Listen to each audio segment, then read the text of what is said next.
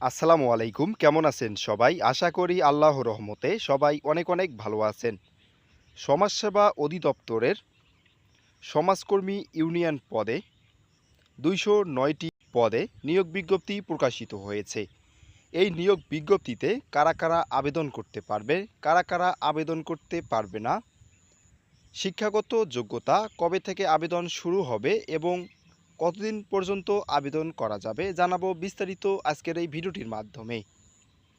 তার আগে আপনি যদি আমার এই ছোট্ট চ্যানেলের নতুন দর্শক হয়ে থাকেন তাহলে এরকম গুরুত্বপূর্ণ ভিডিওর আপডেট পেতে চ্যানেলটি সাবস্ক্রাইব করে পাশে থাকা বেল বাটনটি বাজিয়ে দিবেন। সমাজ কল্যাণ মন্ত্রণাধীন সমাজসেবা অধিদপ্তরের নিম্নোক্ত শূন্য পদে সরাসরি নিয়োগের মাধ্যমে পূরণের জন্য বাংলাদেশের স্থায়ী নাগরিকগণের নিকট থেকে টেলিটক বাংলাদেশের মাধ্যমে অনলাইনে দরখাস্তের আহ্বান করা যাচ্ছে। এখানে পদের নাম হচ্ছে সমাজকর্মী ইউনিয়ন, গ্রেড হচ্ছে ১৬, ৯,৩০০ টাকা থেকে ২২,৪৯০ টাকা পর্যন্ত। এটির খাত হচ্ছে স্থায়ী রাজস্ব। পদ সংখ্যা ২০৯টি। শিক্ষাগত যোগ্যতা কোনো স্বীকৃত বোর্ড হইতে ন্যূনতম দ্বিতীয় বিভাগে উচ্চ মাধ্যমিক সার্টিফিকেট বা সমমানের উত্তীর্ণ। বিভাগীয় পরীক্ষার্থীদের ক্ষেত্রে বয়সসীমা ৩৫ বছর পর্যন্ত শিথিলযোগ্য। যে জেলাগুলো আবেদন করতে পারবে না: রাজবাড়ী, বান্দরবান, খাগড়াছড়ি, রাঙ্গামাটি, জয়পুরহাট, গাইবান্ধা, লালমনিরহাট, ঠাকুরগাঁও, মাগুরা ও ঝালকাঠি। তবে ইতিম ও শারীরিক প্রতিবন্ধী কোটার প্রার্থীদের ক্ষেত্রে যে কোনো জেলার প্রার্থী আবেদন করতে পারবে।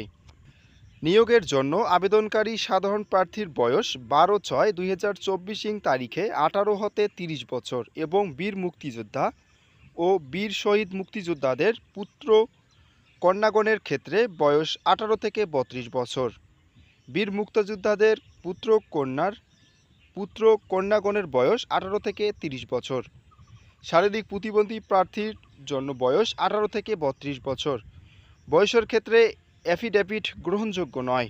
আপনারা কিভাবে আবেদন ফর্ম পূরণ করবেন? আপনারা এই লিঙ্কে গিয়ে আবেদন ফর্মটি পূরণ করবেন এবং অনলাইন টেলিটক সিমের মাধ্যমে টাকা পেমেন্ট করবেন। অনলাইনে আবেদনপত্র পূরণ ও পরীক্ষার ফি জমাদানের শুরুর তারিখ ১২/৬/২০২৪ সকাল ১০ ঘটিকা হইতে শুরু হয়েছে।